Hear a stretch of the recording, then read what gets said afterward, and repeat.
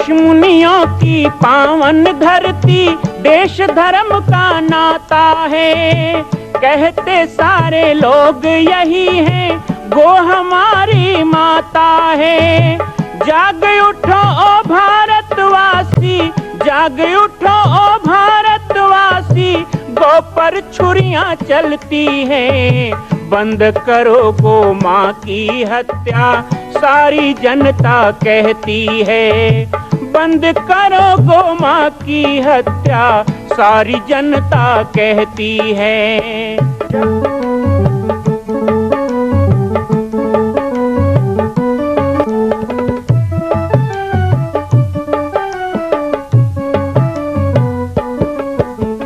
जगह जगह पर बूचड़ खाना, लाखों गौएं कटती हैं।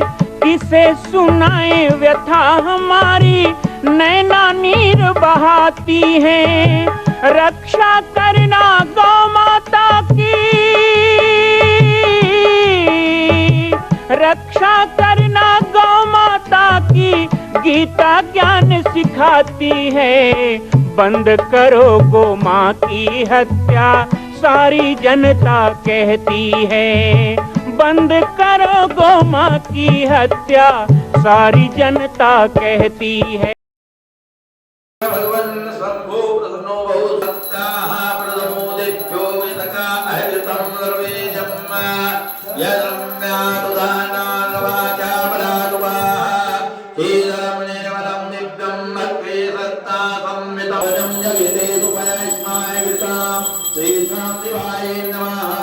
वैष्णव प्राप्ते ये से स्नान करावे ओम घृतं घीमते घृतवत्स्यो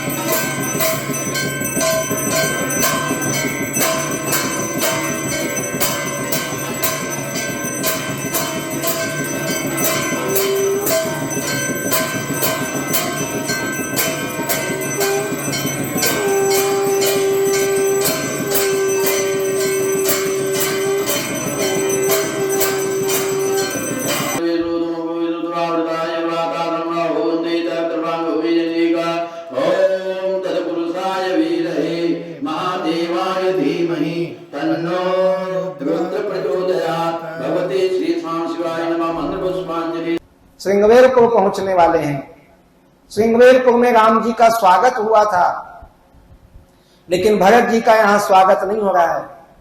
भरत जी के लिए निषाद ने सोचा कि कैकेयी का बेटा है, कैकेयी कुमति करती है और राम को वनवास देती है, तो भरत कौन है? कैकेयी का बेटा है।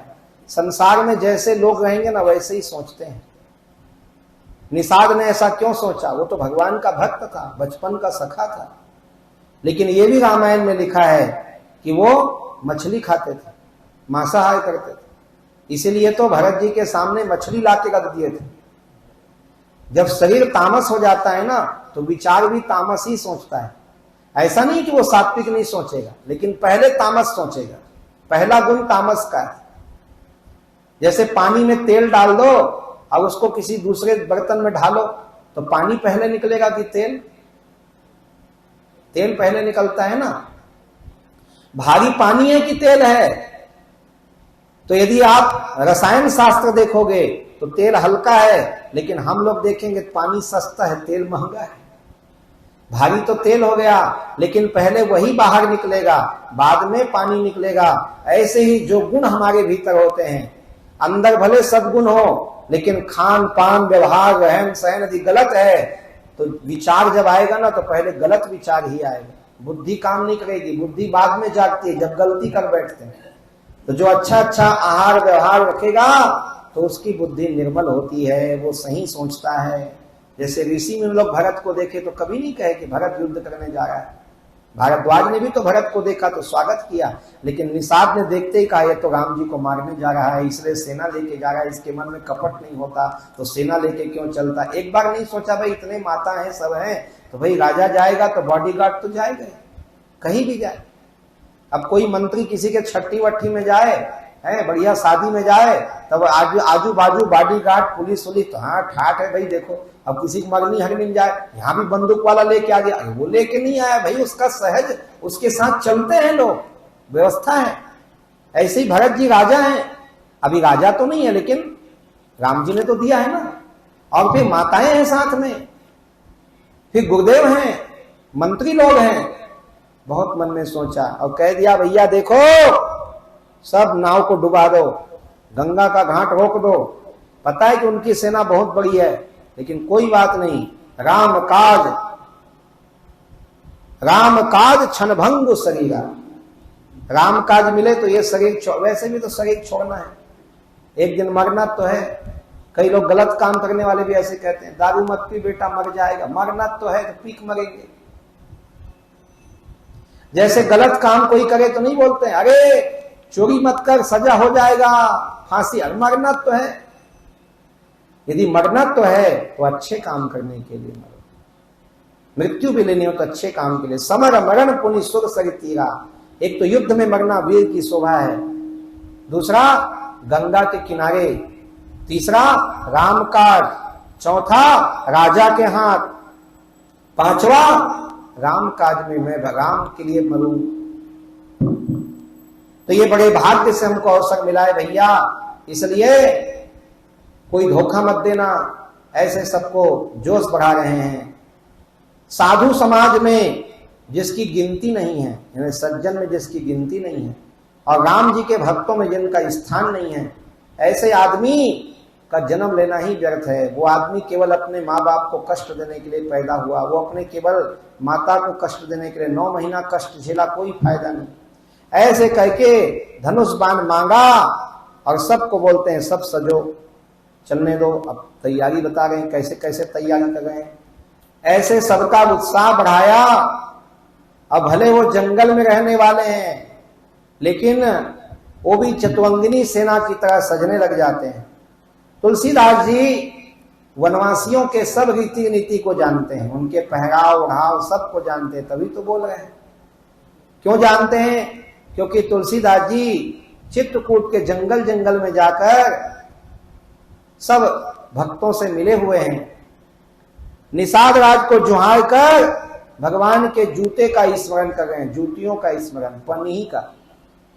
तो भाई जो जैसा होगा वैसे करेगा।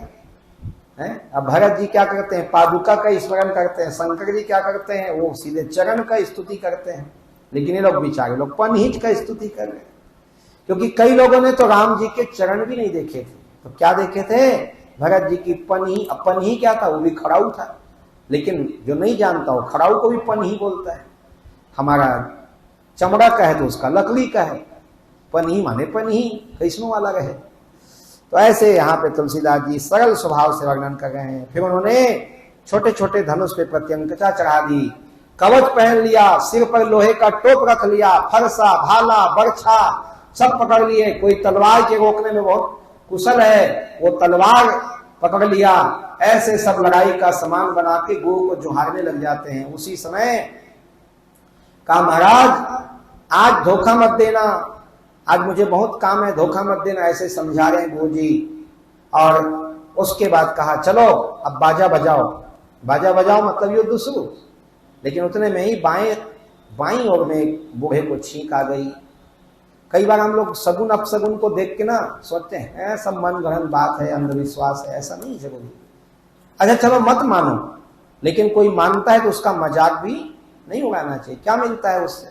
कोई मानता है। हम जा रहे हैं, बिल्ली रास्ता काट देता, हम लोग कोई नहीं समझते। लेकिन कई आदमी रुक गया, देख लो अंधविश्वासी आदमी, पागल आदमी, ऐसा भी कई लोग कह देते हैं। खैर यहाँ पे छींक हो गया और बूढ़े आदमी ने कहा कि एक बार सोच लो, ऐसा तो नहीं कि भरत राम को मनाने जा रहे हैं। आजकल कहते हैं इसका बुद्धि सठिया गया है, यहाँ युद्ध का तैयारी हो गया है और इसकी बातें मत आओ। लेकिन निषाद कहते हैं नहीं, एक बार सोचना ठीक बात है, अचानक कह के पछतावा ही होता है, इसलिए सोच समझ के काम करना चाहिए। तो कहा आप लोग इकट्ठे होके सब घाट को रोक लो, मैं जाके भरत से मिल के उसका भेद जान के आता हूं। वो मित्र है शत्रु है ये नहीं छुप सकता, जा कह के पूछो। तो आप लोगों के पास कोई चारा नहीं होता है मेडिकल जाने के सिवा, क्योंकि या तो उसको डॉक्टर पढ़ सकता है या मेडिकल वाला पढ़ सकता है, बीच में आप कभी नहीं पढ़ सकते। और कई डॉक्टर लोग अच्छा भी लिखते हैं, ऐसी बात नहीं है। लेकिन कभी कभी पुराणों की भाषा ना हम सुनते हैं तो बड़ा अच्छा लगता है, समझ में भले नहीं आता लेकिन सुनते हैं तो अच्छा लगता है। कहीं कहीं पर ईश्वर शब्द आएगा, कहीं ज्ञात्वा आएगा, कहीं पुरा आएगा, कहीं तथा आएगा, कहीं यथा आएगा, तो थोड़ा थोड़ा समझ में आता है। लेकिन फिर भी संस्कृत को सुनने के पश्चात मन को विश्रांति मिलती है। देव भाषा है, जैसे बच्चे की तोतली भाषा को आप सुनते हो, समझ जाते हो क्या? समझने का नाटक जरूर करते हैं माँ बाप, है हाँ वो ऐसे करेंगे, हाँ पड़ोसी आएगा कि ना, अरे इसको बड़ा समझ में आता है, तो कहेंगे हाँ भाई अब उसकी माँ है तो उसको समझ में आता होगा। लेकिन ईमानदारी से बोला जाए तो बच्चे की तोतली भाषा माँ को भी समझ में नहीं आती है। या तो कुछ भाव भंगिमा को समझ लेते हैं और या नहीं तो केवल उसकी प्रसन्नता के लिए हाँ हाँ हाँ हाँ करते हैं। तो जब बच्चे की तोतली भाषा नहीं समझ में आती फिर भी वो आनंद देती है। तो देव भाषा, पुराणों की भाषा समझ में भी ना आती हो सुनकर तो भी हमें वो आनंद देगा, ऐसा विश्वास करना चाहिए और विश्वास पूर्वक सुनना चाहिए। यहां पर क्या कह रहे हैं? गंधर्वराज चित्ररथ पुष्पदंत, इसको दूध बना करके संग चोर के पास भेजा। किसने भेजा? भगवान शिव ने भेजा। और उसके पास जा करके कहते हैं 12 दरवाजे से युक्त संग चोर का भवन देखा। राक्षस लोगों का भवन कोई छोटा मोटा नहीं होता है, जिसके पास 2 नंबरी कमाई होना वही आदमी का अकाउंट बड़े बड़े बैंक में होता है, ये पक्का जानना चाहिए। तो जितना मजबूत किला, रावण को देखो कैसे लंका में रहता था, तह बस रावण सहज असंका, असंका शब्द का उपयोग किया। रावण निर्भय होकर लंका में रहता है, लेकिन असंक रावण के मन में शंका किसने पैदा किया? एक राम भक्त आया, तहस नहस हो गया। जब ते बानर लंका जारी, वहां के सब लोग कितने रहते हैं? सशंका कह दिया, वहां के निशाचर सशंक रहते हैं। जो असंक थे उनको सशंक करने की शक्ति भगवान के भक्त में है। ध्वस्त कर दिया उसके पूरे महल को। पुष्पदंत ने जाकर के क्या देखा? रत्न सिंहासन पर बैठे शंखचूड़ को देखा। उस समय वो करोड़ों दानवों से घिरा हुआ था। पुष्पदंत को बड़ा आश्चर्य हुआ, और युद्ध का संदेश किस तरह कहने लगा। राजेंद्र शिव दूतो हम पुष्पदंता विधा प्रभो यत्तोक्तम संक्रेणेव तक्षुणत्वम ब्रवीसि में शिववाद। भगवान शिव ने क्या कहा है, बहुत सुंदर समझाया संगचूड़ को। राज्यम देहि च देवानाम अधिकारम ही सांप्रतम नो चेत कुरु गणम सार्य परेण च मा सनातनः। देवा मा शरणापन्ना देवेशम संक्रम सताम अहम क्रोधो महारुद्रस्त्वाम वधिष्याम्य संशयः हरोस्मि सर्वदेवेभ्यो ह्याभरणं दत्तवान् अहं खलदण्डधरोऽहं शरणागत वत्सलम। राज्यं दासासि किं वा त्वं करिष्यन्ति गणं च किं त्वं पुण्यद्वये योकं दानवेदं विचार्य वे। देवताओं का नगर वापस कर दो या नहीं तो मेरे शरण में आ जाओ, क्योंकि मैं यदि क्रोधित हो गया तो मैं रुद्र हूं, तुमको भस्म कर दूंगा। ऐसी बात पुष्पदंत ने कहा कि ये शिव जी का संदेश है। और पुष्पदंत ने कहा कि शिव कभी झूठ नहीं बोलते, मिथ्या नहीं बोलते, इसलिए तुम शरण में आ जाओ। इत्युक्तम यन्महे सेन तुभ्यं तन्मे निवेदितम विरथम शंभु वाक्यम न कदापि दनुजाधिप अहम स्वस्वामिनं गन्तुम इच्छामि त्वरितं हर ज्ञात्वा वक्ष्यामि शंभो तथा त्वं वद माहिम। सनत कुमार उवाच इत्थं न पुष्पदन्तस्य शिवदूतस्य सत्पते आक्रमणीय वचना राजा हसित्वा तमुहादसा। इस प्रकार सुनकर संगचूड़ हंस करके बोलने लगा। राज्यं दास्यन देवेभ्यो विर्भोग्या वसुंधरा रणं दस्यामि ते रुद्रे देवानि पक्षपातिने यस्योपरि प्रयासी स्यात् स वीरो भुवेन धमः अधः पुरुमदहं रुद्रं त्वां गमिष्याम्य संशयम्। हमारे कुल के जलंधर को छल से मारने वाला शिव वो मुझे कहता है मैं राज्य दे दूं, मैं तो युद्ध करूंगा, सुई के नोक के बराबर जमीन नहीं दूंगा। यही कौरव ने कहा, ऐसे ही कह दिया, मैं कुछ भी नहीं दूंगा देवताओं को, जाके कह दो, हिम्मत है तो आके युद्ध करे। राज्यम दास्यन देव भोग्या वसुंधरा। यदि उसको युद्ध करना है तो आ जाए। श्रुत्वा संगचूड़ वचनम वाच दानवेन्द्रम स शंभुदूतस्त गर्भवती। पुष्पदंत ने फिर भी समझाया, ये पुष्पदंत भी हनुमान जी का ही रूप है। पुष्पदंत के हनुमान जी के कई रूप हैं, जैसे वीरभद्र हैं जिन्होंने दक्ष के यज्ञ को भंग किया था, जिसको शिव जी ने अपनी जटा से प्रकट किया था, वो वीरभद्र को भी हनुमान जी का ही रूप कहा गया है। ऐसे ही पुष्पदंत जो भगवान के दूत हैं वो भी हनुमान जी के ही अंश हैं। वो कहाँ हटने वाले, उन्होंने भी कह दिया, हे दुष्ट दैत्य, तुम जिस शिव के लिए इस प्रकार निंदा के वाक्य कह रहे हो, उनको छल करने वाला कह रहे हो, वो शिव ही समस्त संसार के संहारक, पालक और संरक्षक हैं। इसलिए तुम उससे अलग नहीं हो। इस विश्व में तुमने जन्म लिया है तो शिव की माया से तुमको प्रेरित होना पड़ेगा। और ज्यादा मैं कुछ नहीं कहूंगा, बस इतना कहूंगा, यदि अपना कल्याण चाहते हो तो जो शिव कह रहे हो मान लो। भगवान शिव को चाहिए कि वो वार्ता मत करे, सीधा युद्ध करे। इस प्रकार संगचूड़ ने एक तरह से युद्ध के लिए ललकार दिया है। इत्युक्त्वा शिवदूतोऽसौ जगाम स्वामिनो नः यथार्थं कथयामास पुष्पदन्तं सन्मुने। इति श्री शिव महापुराणे रुद्र संहितायां पंचमे युद्ध खंडे संगचूड़ वधे दूत गमनम नाम 32वाध्याय 32वाध्याय यहाँ पे पूर्ण हुआ। बोलियो उमापति महादेव की जय। मां कौशल्या की पावन जन्मभूमि छत्तीसगढ़ प्रांत में बालोद जिला में स्थित है श्री सर्वसिद्ध शक्तिपीठ जामड़ी पाटेश्वर धाम। परम पूज्य सद्गुरुदेव राजयोगी बाबा जी की तपस्थली श्री पाटेश्वर धाम और विश्व के अद्वितीय मां कौशल्या जन्मभूमि मंदिर निर्माण का दर्शन करने और इसी प्रकार समसामयिक विषयों पर अपना ज्ञान वर्धन करने के लिए और 10,000 गायों के लिए बनने वाले श्री हनुमान नंदीशाला गो अभ्यारण्य का समाचार प्राप्त करने के लिए आप सभी देखते रहें YouTube चैनल पर राम बालक दास, और हमारे चैनल को आप सभी सब्सक्राइब करें, घंटी का बटन दबाएं ताकि आप सूचनाओं से जुड़े रह सकें। जय श्री राम, जय गौ माता, जय गोपाल।